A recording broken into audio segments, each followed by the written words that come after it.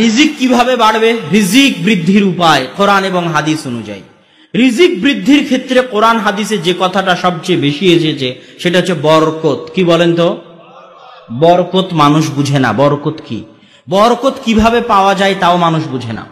পৃথিবীর সকল বরকতের একমাত্র উৎস কোথায়? আল্লাহ সুবহানাহু ওয়া তাআলা। আল্লাহ এবং আল্লাহর সাথে সম্পৃক্ত যা কিছু আছে তা সবই বরকত। যেমন আল্লাহর সাথে সম্পৃক্ত হচ্ছে আল্লাহর নাম। আপনি আল্লাহর নাম নিয়ে খাবেন, কি হবে? রাসূল সাল্লাল্লাহু আলাইহি ওয়াসাল্লাম বলছেন, কেউ যদি বিসমিল্লাহ বলে না খায় তার সাথে শয়তান খাবে। আল্লাহর নাম হচ্ছে আসসালাম, শান্তি। কেউ যদি বাড়িতে প্রবেশ করার সময় আল্লাহর নাম না নেয়, আসসালামু আলাইকুম না বলে, শয়তান ঘোষণা দেয়, শোনো এই বাড়ি তোমাদের থাকার জায়গা, এই বাড়ি তোমাদের খাওয়ার জায়গা, এই বাড়িতে থাকো আর খাও। আর যেই বাড়িতে শয়তান থাকে ওই বাড়ি থেকে বরকত পালায়। শয়তান আর বরকত মুখামুখি, বিপরীত। যেখানে শয়তান আছে ওখানে বরকত নাই, যেখানে শয়তান আছে ওখানে ফেরেশতা নাই, যেখানে ফেরেশতা আছে ওখানে বরকত আছে, যেখানে শয়তান আছে ওখানে বরকত নাই। রাসূল সাল্লাল্লাহু আলাইহি ওয়াসাল্লাম বলছেন, লা তাদখুলুল মালায়েকা ফি বাইতিন, ওই বাড়িতে রহমতের ফেরেশতা প্রবেশ করবে না যেই বাড়িতে বাপের ছবি ঝুলানো আছে সম্মানের সাথে, যেই বাড়িতে বিদেশ থেকে কিনে আনা আছে ঘোড়া হরিণ, স্বর্ণের ঘোড়া হরিণ কিনে শোকেজে সাজিয়ে রাখা আছে, ওই বাড়িতে রহমতের ফেরেশতা প্রবেশ করবে না। মানে ওই বাড়িতে কি নাই? বরকত নাই। কি নাই? বরকত নাই। ওই বাড়িতে শয়তানের বসবাস। কাদের বসবাস? শয়তানের বসবাস। সম্মানিত উপস্থিতি, বরকত পাবো আল্লাহ আর আল্লাহর সাথে সম্পৃক্ত যা কিছু আছে।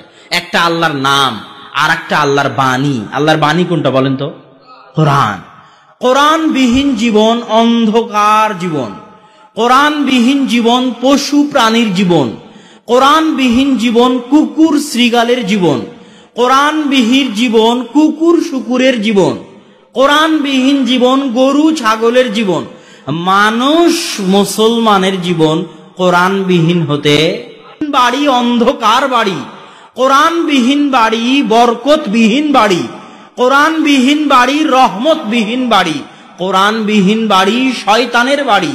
কোরআনবিহীন বাড়ি কবর, কবরের মতো অন্ধকার, যে বাড়িতে কোরআন তেলাওয়াত হয় না। মুসলমানের মরা উচিত নয় কোরআন না শিখে। কোন মুসলমান সন্তানের বড় হওয়া উচিত নয়, বেড়ে ওঠা উচিত নয় কোরআন না শিখে। কোন মুসলমানের মৃত্যুবরণ করা উচিত নয় কোরআন না শিখে। এরকম শত সম্মেলন আয়োজন করার চাইতে জরুরি কোরআন শিক্ষার আয়োজন করা। এরকম ঘন্টার পর ঘন্টা বক্তব্য দেওয়ার চাইতে জরুরি আমি আপনাকে কোরআন শিখাবো। এ আধা ঘন্টা বক্তব্য দিয়ে আপনার যা উপকার করতে পারবো, এ আধা ঘন্টায় আলিফ বা তা সা শিখালে, সূরা ফাতিহা শুদ্ধ করালে তার চেয়ে বেশি উপকার করতে পারতাম। এ কথাই ঠিক, এ কথাই চূড়ান্ত। আল্লাহ আমাকে বলেননি হুদাল্লিন নাস, আল্লাহ ডাক্তার জাকির নায়েককে বলেননি হুদাল্লিন নাস, আল্লাহ আব্দুর রাজ্জাক বিন ইউসুফকে বলেননি হুদাল্লিন নাস। হাজারো লাখো জাকির নায়েক, কোটি আব্দুর রাজ্জাক বিন ইউসুফ মিলে যত মানুষকে হেদায়েত করতে পারবে, কোরআন একাই তার চেয়ে বেশি মানুষকে হেদায়েত করতে পারবে। অবশ্যই যদি মানুষ কোরআনের কাছে যায়, যদি মানুষ কোরআন বুঝে, এটা জীবন্ত মুজিজা। সব নবী চলে গেছে, মুজিজা চলে গেছে। মুসা আলাইহিস সালাম চলে গেছে, লাঠি চলে গেছে, হাতের শুভ্রতা চলে গেছে। ঈসা আলাইহিস সালাম আসমানে চলে গেছেন, মৃত ব্যক্তিকে জীবিত করা, কুষ্ঠ রোগীকে ভালো করা, অন্ধকে ভালো করা নাই, চলে গেছে। কিন্তু মুহাম্মদ সাল্লাল্লাহু আলাইহি ওয়াসাল্লাম চলে গেছেন, তার মুজিজা এখনো আছে। সেটা কি? কোরআন। কিন্তু আজকে আব্দুল্লাহ বিন আব্দুর রাজ্জাক আসবে বলা হয়েছে, হাজার মানুষ এখানে জমা হয়েছে। আব্দুর রাজ্জাক বিন ইউসুফ আসলে আরো বেশি মানুষ জমা হতো। কিন্তু কাল যদি মসজিদে বলি কোরআন শিখানো হবে, কয়টা মানুষ আসবে? তাহলে আপনি কাকে মূল্য দিচ্ছেন বেশি? সম্মানিত উপস্থিতি, কোরআন সবচেয়ে গুরুত্বপূর্ণ। কোরআন আপনার জীবন পরিবর্তন করে দিবে, জীবনে রহমত বরকত নিয়ে আসবে। আজ থেকে প্রতিজ্ঞা করেন, যারা কোরআন জানেন না তারা কোরআন শিখবেন। কি বলেন? আর যারা কোরআন জানেন তারা অন্তত পক্ষে দিনে কিছুই না পারলে সূরা ইখলাস 3 বার পাঠ করবেন। ইনশাআল্লাহ বলেন, ইনশাআল্লাহ। আল্লাহ আপনাদেরকে কবুল করুক, আল্লাহুম্মা আমিন। তাহলে টাকা পয়সায় বরকত হবে কি দিয়ে বলেন তো? কোরআন দিয়ে। বাড়িতে বরকত হবে কি দিয়ে? বাড়িতে শান্তি আসবে কি দিয়ে?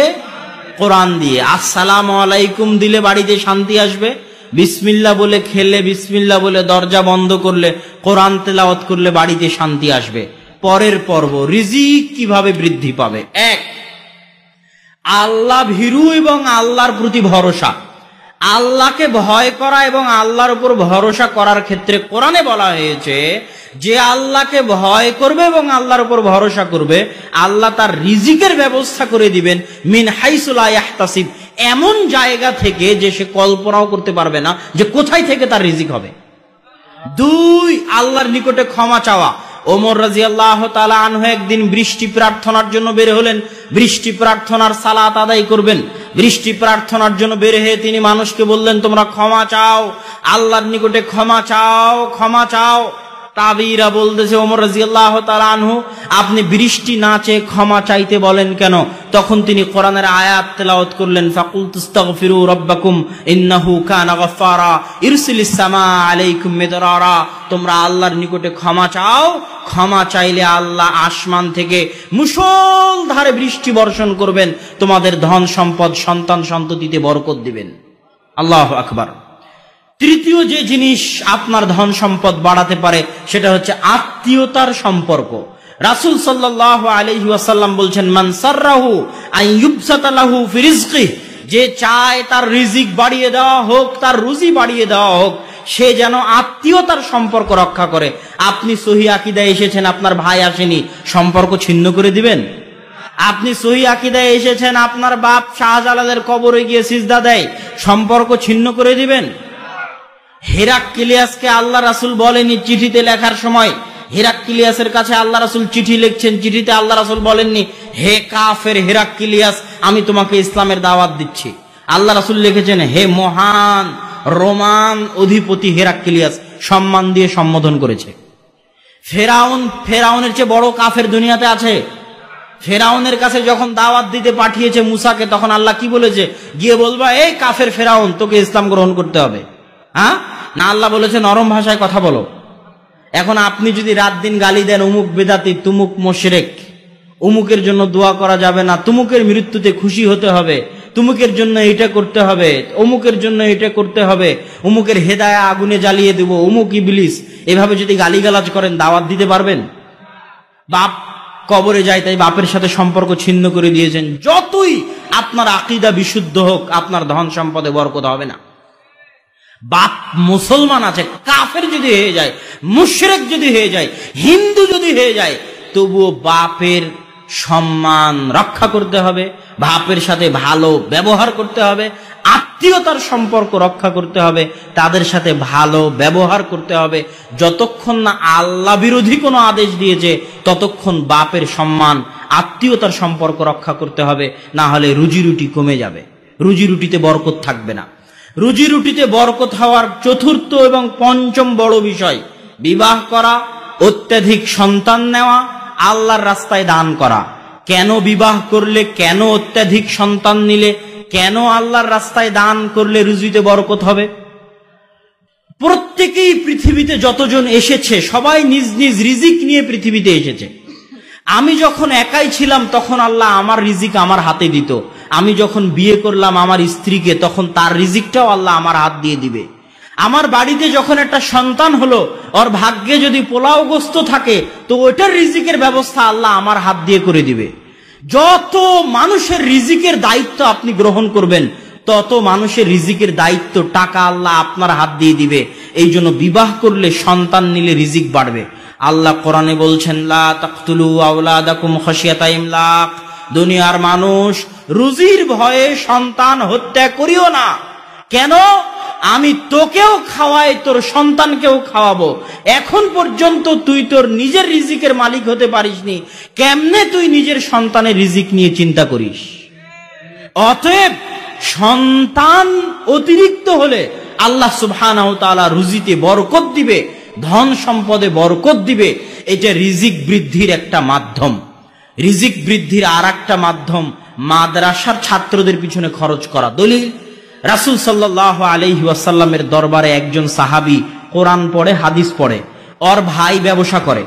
ওর ভাই এসে আল্লাহ রাসূলের কাছে অভিযোগ দিয়েছে যে আল্লাহ রাসূল, আমার ভাই আপনার নিকটে পড়াশোনা করার কারণে আমার সংসার ধ্বংস হয়ে যাচ্ছে। তখন আল্লাহ রাসূল উত্তরে বললেন, শোনো, লাআল্লাকা তুরযাকু বিহি, তুমি যতটুকু রিজিক পাও অতটুকু রিজিক এই জন্যই পাও যে তুমি তোমার ভাইয়ের খরচ বহন করতেছ। আল্লাহু আকবার।